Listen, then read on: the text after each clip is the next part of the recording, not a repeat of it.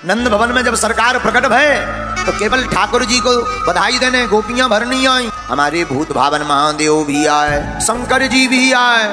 एक भी अवतार ऐसा नहीं है जिसमें राम जी अवतार हो चाहे कृष्ण अवतार हो शंकर जी ना गए। शंकर जी भी आए, किसके साथ?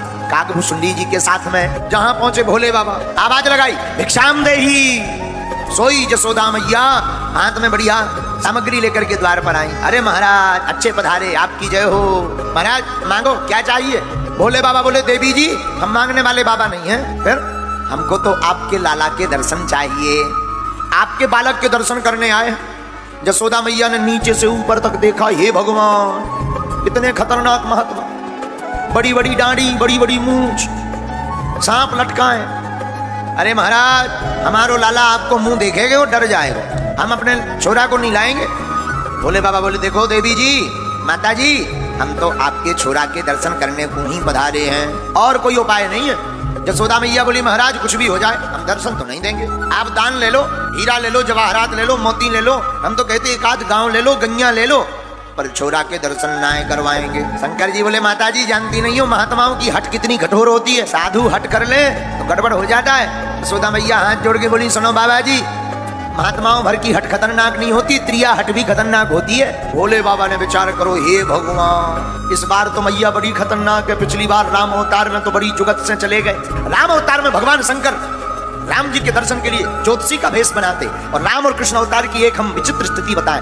राम अवतार में राम जी के दर्शन के लिए शंकर जी को रोना पड़ा, कृष्ण अवतार में शंकर जी के दर्शन के लिए भगवान कृष्ण को रोना पड़ा। राम अवतार में लंबी लाइन में शंकर जी लगे, काकभूषुंडी जी भी लगे, लंबी लाइन में जल्दी जल्दी चले जा रहे। दूर से ही देखा, भगवान ने भी देखा, शंकर जी ने भी देखा, ठीक से नजर नहीं मिला पाए, ठीक से देख नहीं पाए, आंखों से आंसू बहाते हुए सरजू जी के किनारे आ गए। हे सरकार आपके दर्शन ना हो तो क्या काम का आपका होता, हम तो आपके बिना रह नहीं पाएंगे। तो काकभूषुंडी जी ने एक उपाय बताया, रो मत, एक काम करो। बोले क्या?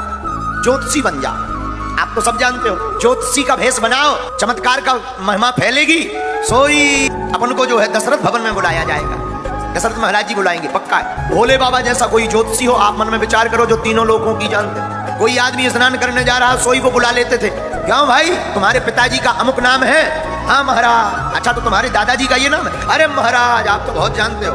धीरे धीरे पूरी अयोध्या में हल्ला हो गया, एक ज्योतिषी नंबर 1 को है, बहुत ज्ञानी, जो कहता वो सत्य निकलता है। माता कौशल्या को पता लगा कि कोई ज्योतिषी है, कोई आचार्य है, बड़ा विद्वान है। माता कौशल्या ने भी खबर दी कि हमारे बालक की हस्तरेखा देखने पधारो। भगवान शंकर दशरथ भवन के नजदीक आए, महल में प्रवेश होने लगे। द्वारपालों ने कहा कि आप 2 लोग हो, ज्योतिषी कौन है? शंकर जी बोले हम। बोले केवल आप ही जा पाओगे, दूसरे वाले नहीं। काकभूषुंडी जी बोले देख लो गुरुजी हम छूट रहे। शंकर जी बोले कोई बात नहीं, इंतजार कर। काकभूषुंडी जी कान में बोले नहीं नहीं इंतजार नहीं, दर्शन तो होंगे तो साथ में होंगे, नहीं तो हम पोल खोल देंगे। क्या पोल खोलोगे? हम बता देंगे कि ये ज्योतिषी नहीं है, ये तो शंकर जी है। भोले बाबा बोले नहीं नहीं नहीं ऐसा मत करो, अब कोई उपाय करते हैं, यहाँ तक आ गए तो अंदर भी जाने मिलेगा। द्वारपालों से भगवान शंकर बोले सुनो हम तो हस्तरेखा देखकर जानते हैं, लेकिन ये जो हमारा चेला है ये पैर की रेखा देखकर जानता है, तो आप पूछ के आओ कि पैर की रेखा दिखवानी है या नहीं। माता कौशल्या के पास में द्वारपाल आया, बोले ज्योतिषी 2 है, एक मस्तक रेखा देख के जानता है, एक पैर की रेखा देख के जानता है, मस्तक वाले भर को बुलाएं या पैर वाले भर को बुलाएं? कौशल्या माता बोली दोनों को बुला लिया जाए। दोनों अंदर आए, और जैसे ही राम जी को गोद में लिया, राम जी बोले, रघुनाथ जी बोले कैसे हो? बोले बाबा बोले ठीक है। आंखों में फिर आंसू बह गए, भराए। राम जी बोले चिंता मत करो, इस बार हमारे दर्शन के लिए आपको रोना पड़ा, द्वापर युग में आपके दर्शन के लिए हम रो करके अपना बदला चुकाए। तो द्वार पर शंकर जी पहुंचे, आवाज लगाई, यशोदा मैया आई, महाराज हम आपको अपने छोरा के दर्शन नहीं करवाएंगे। क्यों? आपका विकट भेष, हमारा छोरा डर जाएगा। माता जी साधु हट खतरनाक होती है, महाराज त्रिया हट उससे ज्यादा खतरनाक हो। माता जी सुनो, आप अपने छोरा का दर्शन अभी नहीं कराओगे, आज नहीं तो कल छोरा बड़ा तो होगा, बाहर निकलेगा तब हम दर्शन कर लेंगे। यशोदा मैया भी कम नहीं, बोली महाराज सुनो हमारे यहाँ 1-2 दरवाजे नहीं है, ऐसे 999 दरवाजे हैं, आप यहाँ समाधि लगाई रहना, हम ये कभी दरवाजा खोलेंगे ही नहीं। भोले बाबा गोकुल में आकर बैठ गए, सोचने लगे भगवान ने कहा तो था कि अगली बार हम ऋण चुकाएंगे, देखते हैं ऋण चुकाते या नहीं। ध्यान करने लगे, भगवान तो कर्जा किसी का रखते नहीं।